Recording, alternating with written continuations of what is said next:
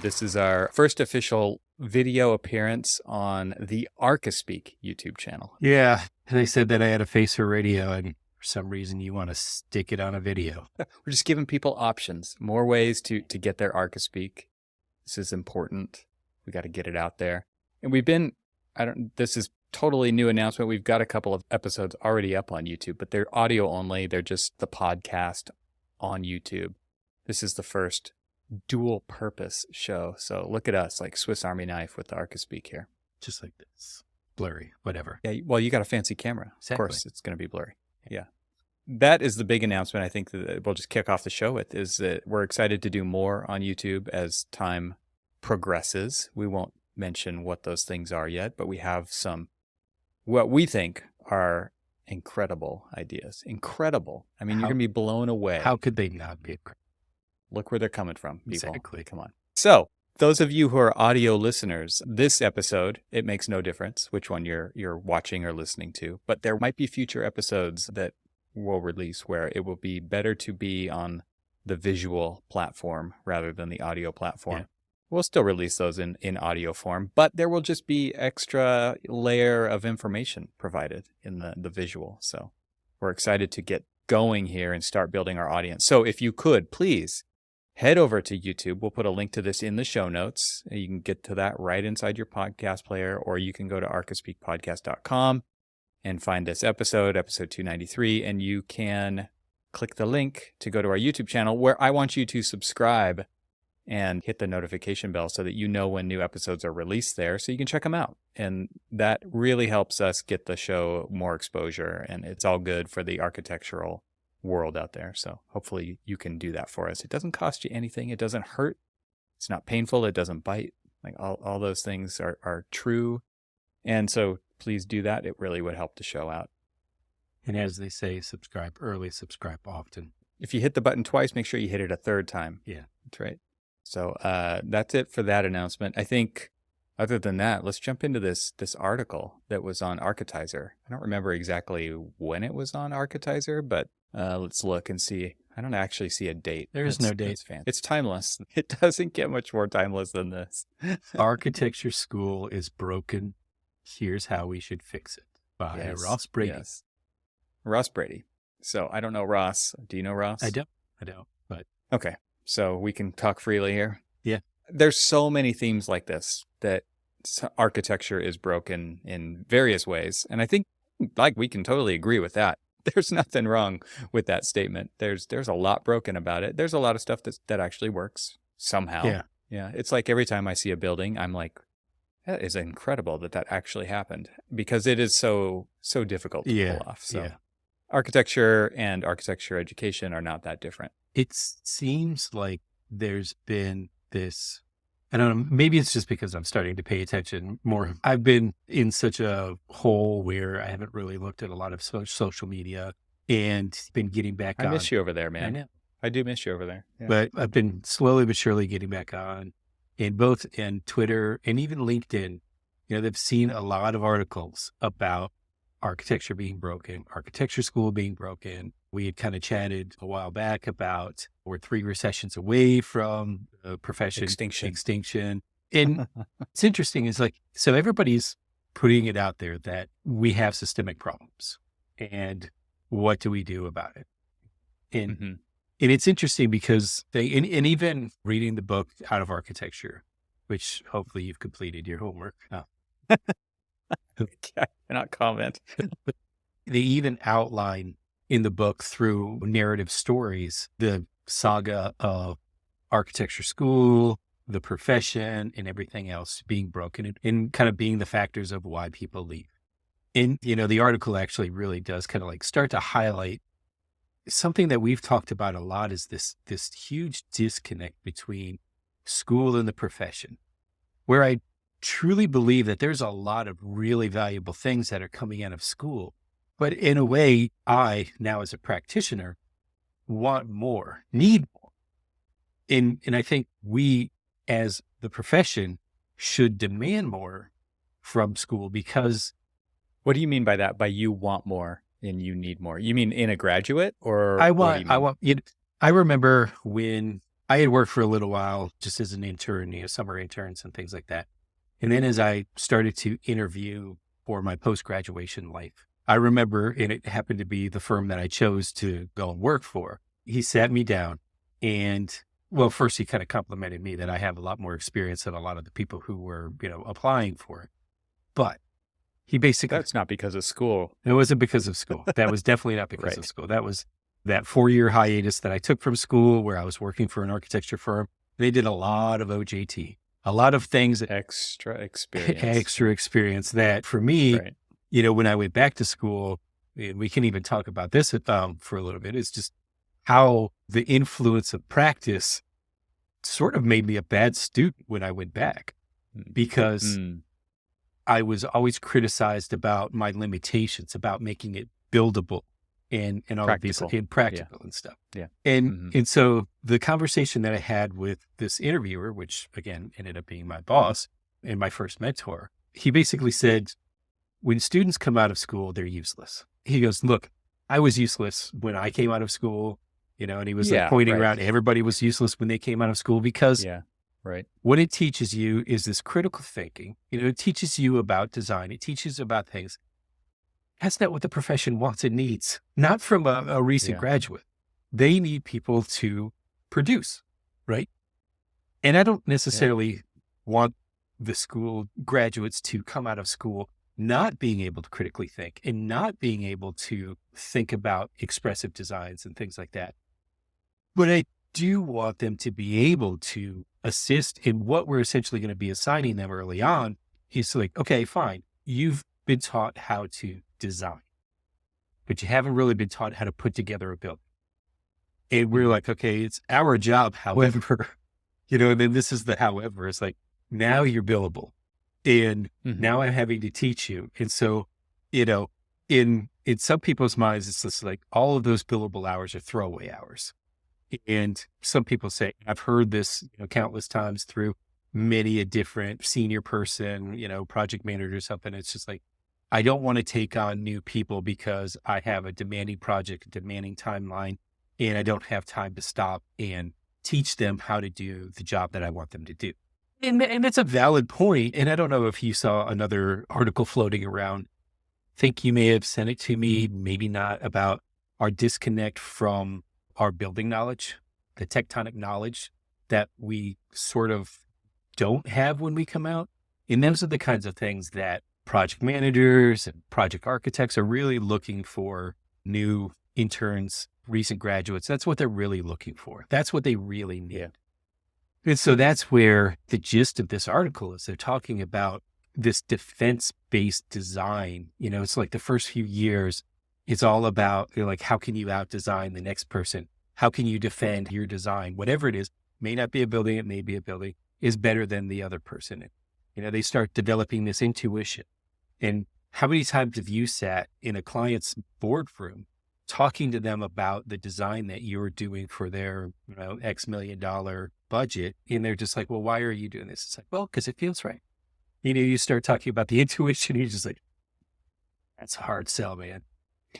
I mean, it depends on the person delivering that message. I think there are some people who can inspire a client to go to think outside of their typical realm. And so it's not like that doesn't happen, because it absolutely does happen. But there are also, you do have to get to very quickly a constructible, practical solution. And I don't mean practical as in dumb. I just mean as like this thing actually has to get built in a certain amount of time. It has to get detailed and everything. It has to get approved. It has to go through all of these real world processes to become a real thing in real space for real people to inhabit. And so, yeah, you can't live in that, imagine if you will, kind of a thing for very long, because you've got to get from that to reality in a short period of time. And by short, I mean a couple of years, which is not really short, but it's way fast for an architectural project. I was going to say it's short. It's short in the AEC world. A few years is like, if you can get it's just like, oh, I got this project done from design to construction in 3 years. Like, oh, it's amazing. I mean, even residential houses, sometimes construction can be like 18 months or something like that. I remember way back in the day when I was doing residential design, and, we were having very slow process of things because people are like, hey, I want to change something, or hey, I want to do this. So we were talking about the book Out of Architecture, and we were talking about the Cube project. And, they talk about the Cube project in there. Now, we didn't do the Cube project, but we did something very similar to it, which basically, they were basically asking you how to think about something without instructions. And a lot of times we go through that process early on, like say when we're given a project or we're pursuing a project, there's a lot of things that we've got to do a lot of fact finding with. First, we start to think about it in a more practical aspect. And I'm talking about experience. I just, sat through a charrette with a bunch of other people at our office. We were, basically starting the initial process of establishing our qualifications to submit them to a potential client. But we went through the fact finding. So it was like that practical application of like, what the design could be. And then as we started to say, okay, here's all like the practical limitations, here's this, here's that. We started to explore, something a little bit more ethereal, a little bit more kind of intuitive. Let's just call it that, What if? But everything was rooted in a practicality. But I think it was going back to that process that we learn in school about first learning how to thinking without instructions. That's what that cube project was. It's just like, okay, so everybody built a cube and, walked around. Some were perfect, some were imperfect. And then it's just like, okay, now I want you to do it again, but I want you to do it take the blinders off and just go completely bananas, do whatever. And then they, started talking about the deconstructed cube, applied cube, and all of these other things. And that's when you start to explore your mind and explore. So it's really starting to teach you how to think without instructions. And we do that often. And so I don't want to downplay the importance of that kind of education, but I also think that we're doing ourselves. And I've said this, countless thousands of times. I don't want to downplay the importance of this marrying up of the practical built, that word we like to shy away from when we're in architecture school. I want to talk about the B word. We want to talk about the A word. We want to talk about capital A architecture and all of that other stuff and what our soul can provide to you. Well, and that's what we're passionate about. Exactly. I mean, and there are people at various levels of that passion, and you could talk about the people who just like to make buildings out of concrete block all the way to capital A architecture. And there's everything in between those two stops. The whole idea of architecture school has to change implies a trade-off. If it takes 5 years to get an undergraduate degree from an accredited university, if you want to be Arch, you want to be an accredited, architectural graduate that you then can take the next step to pursue licensure, there has to be a certain set of steps to get from here to there. And so what we're saying is that needs to, and this article is saying that needs to change. And it's basically, let's just cut to the chase. It says less design. What the trade-off is we can do less design training and more practical business, buildable, there's all kinds of other things you could fill that in with to create a more well-rounded architect upon graduation, even though you can't call yourself an architect yet, right? But that's the idea. So, and I'm glad you actually said that because, as you were talking, it kind of like popped in my head. I was like, okay, well, think about the pathway that we're now starting to pursue of licensure upon graduation. So if you have a license upon graduation, what kind of practical experience or what kind of practical knowledge are you supposed to have that license? It's a lot more building knowledge than you would normally graduate with, correct? Yes, it is more for sure. But is it actual useful knowledge, or is it just memorization of diagrams out of books? Well, I would say that it's a lot more of an understanding of construction and building than we would normally graduate with. Because it might be, but is it, if you can retain it? Yeah. But is it practical experience that you probably not at all, not. But it's still one of those things that it's a tough problem. I mean, the reason that it's like this is because it's a tough problem and there's not one way to solve it, just like a real design problem, right? Like just like everybody in studio got the same prompt and had to come up with their interpretation of the cube. To go back to the conversation before, and they were different. That's exactly what we're talking about here on a much larger scale, which is the education slash licensure slash trajectory of a career of an architect. How useful can you be? How soon? Because this is coming at it from a perspective of the business of architecture. Yeah. And it's not like the business of architecture does a whole lot to get people to get from A to Z very quickly either, right? So Yeah. we're busy Yeah. in the business of architecture pointing at the education side, saying, how come you're not putting out more useful people for us?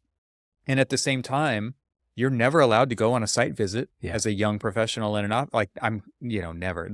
It does happen, right? And there are some education programs like the one that you went through at Auburn where it's very hands-on, right? And Cal Poly, where I went to, the motto is like learn by doing, right? And it was very hands-on.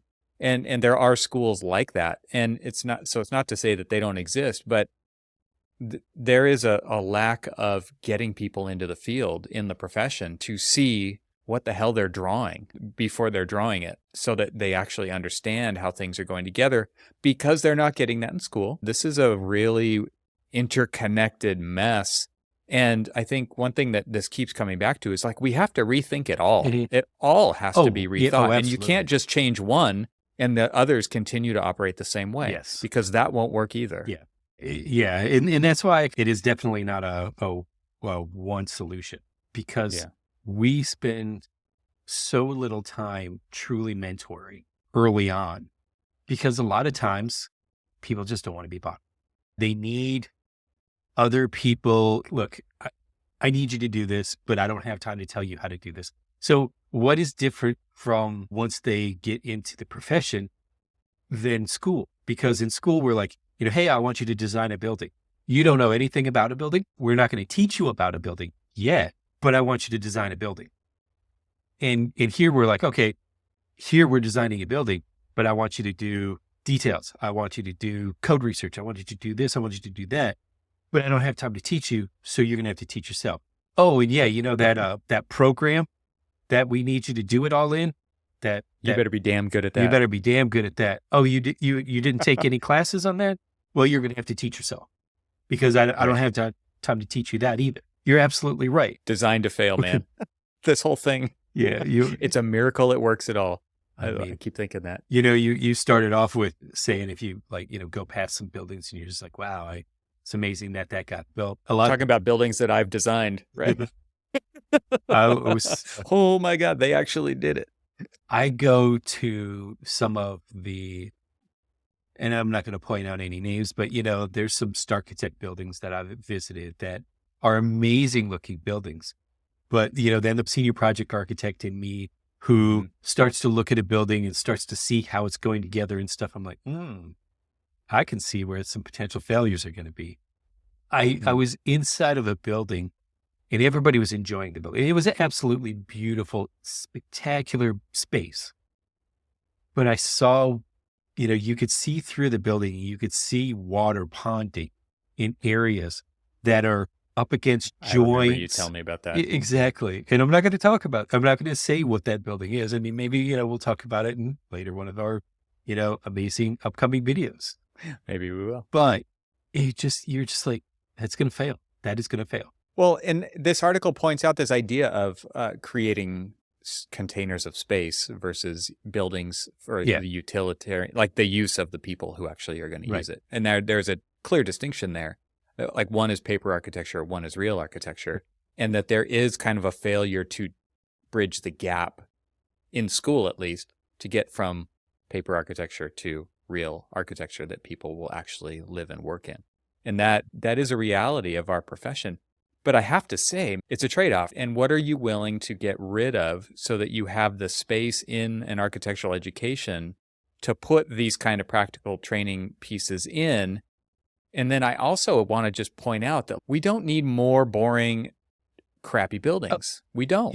Yeah. The value of an architect is in the kinds of spaces and buildings they can create.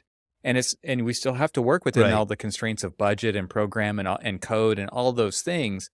But we need more great architecture, not less either. Right. And so that's a fear of mine. So this kind of that's totally it. And that's where I feel like this catch-22 is putting us, because if we constantly say that the disconnect is between school and the profession, but it's the school's fault, or then the school is saying, but it's the profession's fault. We're just going to get those kind of like banal, boring, yawner buildings and stuff. And so I think if there's a lot more cohesiveness, a lot more, I've never understood why there isn't more interaction with the profession in school. So we had visited just because my 9th grader is interested in going into law. So I decided, it was like, you know what? Hey, let's take you over to the University of Michigan School of Law. Absolutely beautiful buildings, beautiful law quad. And I just kind of like wanted to walk around with her and just have her kind of like feel what it is to be in a college campus and stuff. And you could see all of these students buzzing around, and you could see the serious, stern look on their faces like, oh my God. But we actually even like walked into one of the common spaces, and you could tell that there was like real lawyers in there talking with students. And so there was this interaction between the profession and the student, because the student, and there's so much more connection with the profession in things like that, in things like medical school, which we're always trying to compare ourselves with. We're professionals just like they are, right? Yet we always seem to, have this disconnect between we school in a bubble, we practice in a bubble. I sought out working in a firm. And like I said, when I came back, it was almost like I did myself a disservice, because the professors were telling me, oh, you're thinking too practically. It doesn't have to be buildable. Like, I'm thinking to myself, yeah, it does. I mean, No. Not in school, it doesn't. I would, so I took time off between my 3rd and 4th year. And so when I went back and I was in 4th year, I was doing, and you would expect, and I don't know what anybody's expectations about what you should know in 4th and 5th year, but it should be getting close to being able to be somebody who's competent enough to understand their design and how to start putting things together, at least start critically thinking about how things go together, right? Maybe, I don't know. Maybe, but yeah, somewhat, sure. But when they said that, the objective is that, it's just like, we're not really here to teach you how things go together. We're here to teach you how to think about how things go together. I'm like, what does that mean? I just had a conversation with Christine Williamson, Building Science Fight Club, the Awesome. Instagram account on my other podcast. We can't talk about the other podcast here, right? We can't. And well, I'm enamored with her Instagram account. I mean, even at like my advanced years of profession, I learn a lot from her. She's amazing. Yeah. So she's been running this Instagram account, and I'll put a link to it in the show notes, but she talks a lot about envelope, right? And it's a lot about moisture protection, things like that. Yeah. Like these are advanced industry terms. But I mean, this is where risk is involved in being an architect. And so she concentrates on building science and really about the things that keep you from taking on too much risk by understanding a framework of how things go together. So it's not just like, this is a detail and this is why it's drawn like this. It's like, this is what it's doing. This is how these pieces go together, and they're doing the thing that you need them to do so that you're not going to get sued, for instance, but also just so that you're smarter when it comes to that next project that you're going to be designing. And I think one of the things that school is good at, and not necessarily in that way, is giving you a framework, right? Like you talked about learning how to think. It's a framework of how to think. It's a framework of how to design. It's a framework for how to synthesize something from nothing into something. Right. Right. And that's the whole idea of what design is. And that's why architecture and architects are so valuable, is because we can work with potential. Like it's not there. It does not exist. We can take this thing that is just people's ideas and constraints and needs and all these things and turn it into reality by assembling all these parts in just the right way to make it happen. And I mean, don't forget, every building we put out there is a prototype. Like it's not even, for the most part, I mean, there are lots of, we're getting to the point where there's industrialized construction and there's prefabrication and things like that, where it is the same thing kind of reproduced in a much more manageable way. But, and most of the industry is not there as far as like capital A architecture goes, that's for sure. So it's just about frameworks. And so there are some schools, I would assume, that are very good at giving you environmental controls frameworks, at giving you materials frameworks, like when you talk about building materials. And we all had those courses, even though they were very limited. There are some that focus more on that stuff than others. I think that the thing that's being pointed out in this article is like, do we really need so much of design framework? Right. And still, can we turn out, and my comment, I guess, on this whole article is, yeah, maybe we don't need to focus so much on design. And I wish that the education system, maybe they think they're like this. I kind of don't get that sense with most of the graduates that come out, is that they're not playing the long game of creating great architects. Mm-hmm. They're processing people through a business, and the business is this architectural education. Yeah. And that business needs to be attractive to get students to come in, to pay the tuition fees, to get the degrees, and then to have success stories as they launch into their career, because then the school can talk about those metrics. And that's important for someone who's looking at a school to go to say, like, will I be able to do something with this? And so the nuance of this is not unlike the nuance of what it's like to be an architect. Like, what we do is really hard. It's really hard. Like, again, it's a miracle that this stuff actually gets built. And there's people who do this every day, and they're awesome at it. But there's so much nuance in the education system as well that I don't think is being considered in an article. Again, there's like just not enough depth in this article for me to like actually say, here's how we're going to fix it. I don't think that there's not enough there for me. There's not enough meat. And like, how do you fix it? Man, I don't know. But there are some great minds in this profession who could get together and start to actually solve that problem, and then do it at a school, and then prototype it there, and then again share and get this stuff out there to raise all boats inside of our profession to get people to be closer to becoming really good architects over time. It's interesting. So I had mentioned that it would be nice to kind of have a little bit more involvement with the profession in school. You know, as you were talking about that, I started to think about, I've had practitioners come in and be visiting professors. You'd almost expect that a practitioner would come in and sort of bring a little bit of practice of like what you're actually going to expect in your future, in the rest of your life, into some of the studios that they do. But it's interesting is that not very many of them did. And it's kind of interesting. So like, go back to there's a lot of great minds out there. Yeah, there are. And I would love for the great minds of academia and the great minds of the profession to kind of get together and talk about what is across the streams. Exactly. How can we defeat Gozer? In turn, though, those the practitioners need to know that, hey, you're not going back just to kind of like do a little more of the same. It's no, we need to start thinking about it different. So when I was reading this article, I was thinking about a jury that I had attended years ago. It was a 5th year studio. These were kids who were about to graduate. And I'm looking at some of their floor plans, and they're going through and they're talking about all of the different rationale behind the design itself. And I'm like, but where are your doors? And they're like, well, what do you mean? I'm like, you're showing me a floor plan on your ground floor. You're talking about this intervention into the landscape and all of this other stuff. But where are your doors? You don't have any doors. It's just like, oh, well, once it's built, and you start to see the traffic flow around it and stuff like that, that's when, you would know where they would go in. And you're just like, so there was no concept. I was like, it's not exactly how it works. And, yeah, not at all. And that was a 5th year studio that was being taught by a practicing architect who has a successful career that I actually admire. And they were, but you can't teach them all. I mean, I've taught. I know what this is like, and this sucks to say, but man, there are students that those professors give up on completely, and they're still going to graduate. So now fast forward to Monday, a few days ago, I was in my ACE class, and one of the students, as we're sitting there, we're talking, and I was like looking at the PowerPoint that they're pulling together. That's ultimately going to be part of their final presentation. And I'm like, well, where'd you get all of these great pictures of the existing building? She's like, oh, I went out and took pictures. She goes, how can you design anything without really actually seeing and understanding the site? It's like, oh my God, welcome to the profession. Yes, please.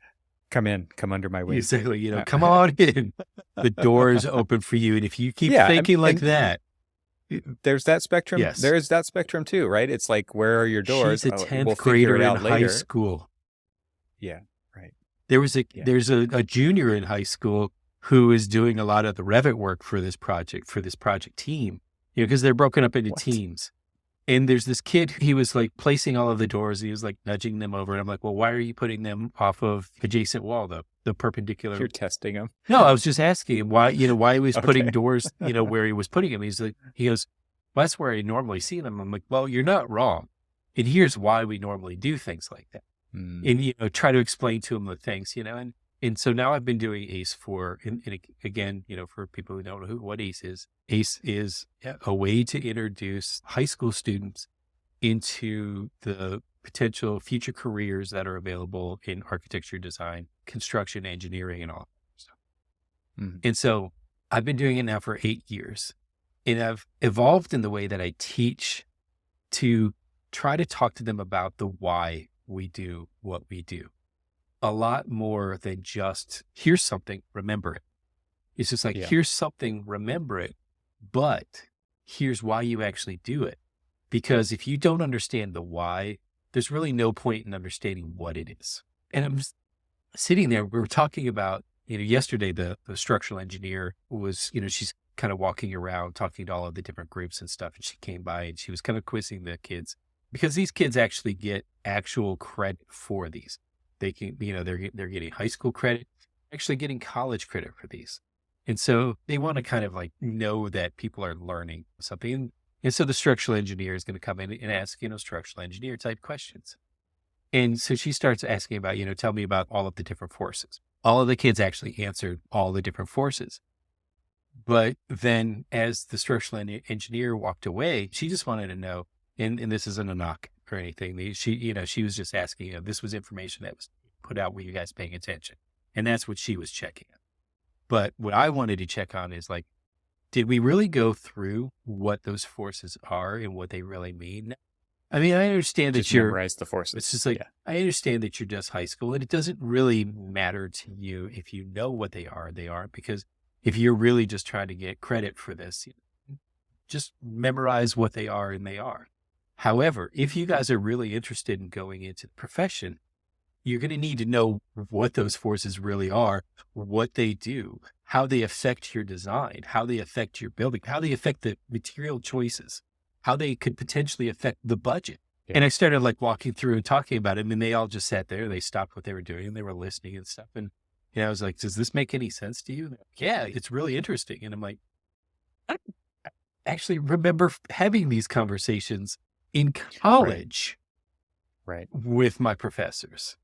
And I had to figure out the why throughout my career, not in school. And so maybe the conversation isn't necessarily about how do we make people understand how to put together a building and detail it out and do the wall, proper wall sections and proper plan and section details and all that other stuff. But they need to understand the why we do those things, and the why that if you want this design, you're going to need to understand how you can achieve that design. And that's what we're missing right now, is we're missing the how you can practically achieve that design with the understanding of the materials and the everything else and how you put it together and all that other stuff out there. You don't really have to like 100% understand that, oh yeah, by the way, because this is an egress stair, you need to have a fire rated wall and a fire rated door and all this other crap. You don't really need to do that, but you need to understand the whys. So is the answer less design in school to get to there? Or is it, I mean, we hear this all the time, right? The answer is to do more. All the people involved need to do more. Right. The students need to dig in deeper. They need to go farther. They need to have that internal motivation to really kind of suss these things out so that they have the frameworks to at least ask the right questions when it's appropriate. And then there's the professors who need to put in a lot more effort into every student and these lectures and all those things. And then there's this whole idea of retention versus being able to look things up. And so I don't know what the answer is, because it's like school should actually probably be twice as long than it is. And student debt's already a problem. So it's like, whoa, there's a huge mess here to do. So you asked the question, can there be less design? In a way, yes. But it's not less design as in, what was interesting about my fourth year is that the first semester we did a project. The second semester, we actually built upon that project. First, we started to look at it in a very kind of like narrow context. And then we started to look at it in a bigger, broader context as we started to go further and further. And I'm not opposed to doing things like a year-long project that actually starts to teach you the reality. In fact, if you think about it, the reality of some of our design process is a year. I'm on year 2 of a project.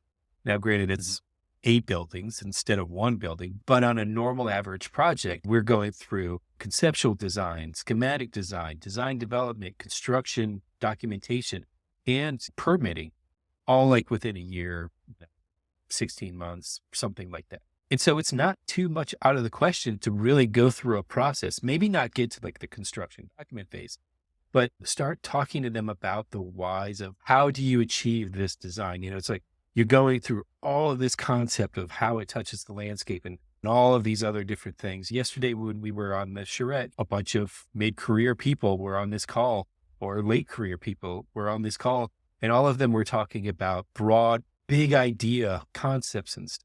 So we're never too far away from the big ideas and then how to we hone it back down to the actual practical building.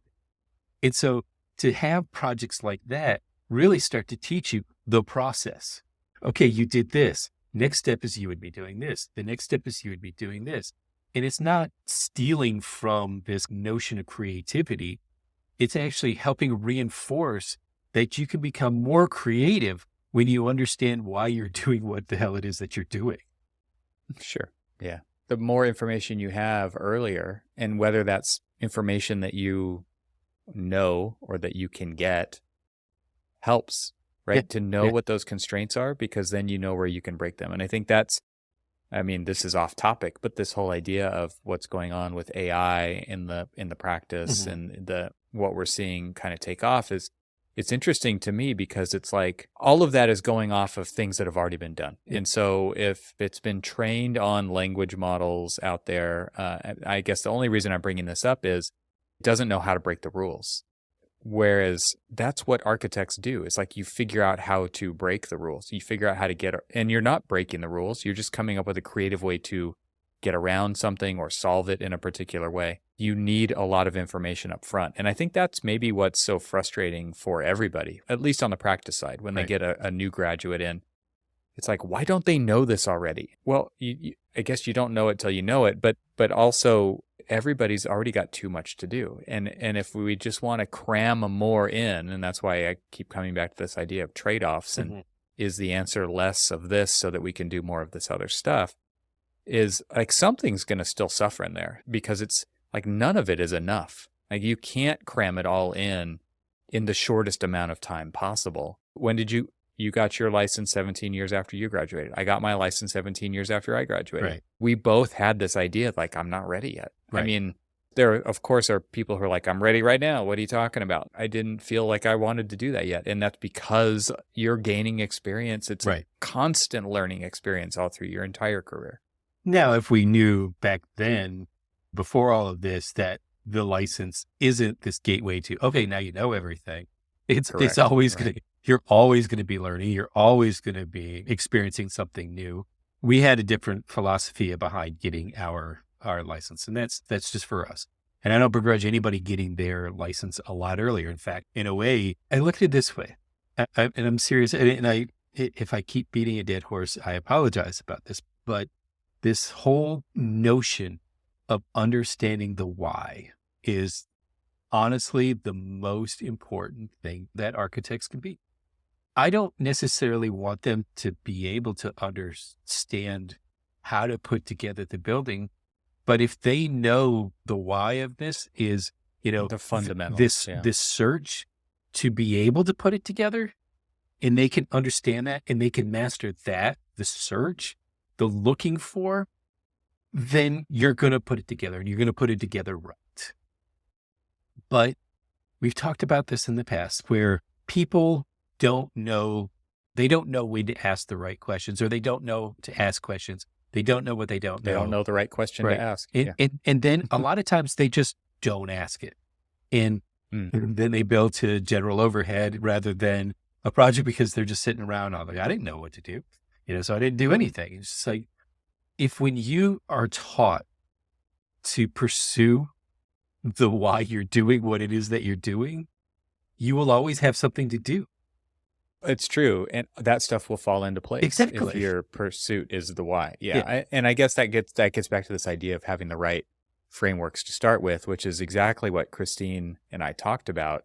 And that's her goal with her Instagram channel, is to create better frameworks for people so that they can pursue the why when they're actually doing a project, but have a baseline set of fundamentals as guiding principles, right? And that if you can get those, you can figure the rest out. And that's what I love about her channel, is because she is teaching you the fundamentals. If I want to keep water out of my building, where are the resources? And so I can look at a set of it's on Instagram. Oh yeah, exactly. But I mean, I can, which is wild. Exactly. Well, they're not learning it in school. You're not getting it from a senior project. The mentorship is a total problem in the industry. And it's like, where is it? It's on, I think it's absolutely wild that you can actually find this information on Instagram, which is not what Instagram is for, but she figured out a hack. Well, remember when we were on a panel together and somebody had asked you, what was the most valuable research tool, or what was the most valuable tool? Productivity tool. Yeah, productivity. And what did you say? Yeah. I said YouTube. You said YouTube. Which is where our new our show is now. It's on YouTube. See, there you go. I just teed it up. Look at exactly. So that's the thing, is understanding that there's resources out there, that you don't have to recreate the wheel, but you just need to know that, hey, I need to keep water out of my building, and there's resources out there that will teach me. You just got to figure out what you can actually trust. Exactly. Yeah. Exactly. Discernment. You'll need that discernment. That's a different conversation altogether. Well, we can fall down that rabbit hole easily. Yeah. All right. Well, I don't think that we've figured this out in the least, but at least we're talking about it. And I think that this is critical. It's great to be critical, and we're going to have some more conversations coming up very soon. It's really good to be critical of our profession. It's really good. And I think one of the things I want to talk about in an upcoming episode is kind of the difference between pessimism and being critical. Yeah. Because I think that is, a lot of people see this kind of conversation, the kind of articles that we talked about today, some things we're going to be talking about in the future, as too pessimistic. And like, obviously we're passionate about this industry. And I know that a future guest coming on the show is also really passionate about making the industry, the profession, better. Right. And that's why we're so interested in having these conversations. And without these conversations, things will not change, right? Absolutely. So, absolutely. All right. Well, should we sign off? Sure. Our inaugural live Archispeak podcast channel here on YouTube. And, of course, we're still doing the audio version. But again, everybody head on over to YouTube, hit the link in the show notes, and we'll see you next time. See you all, and thanks for watching.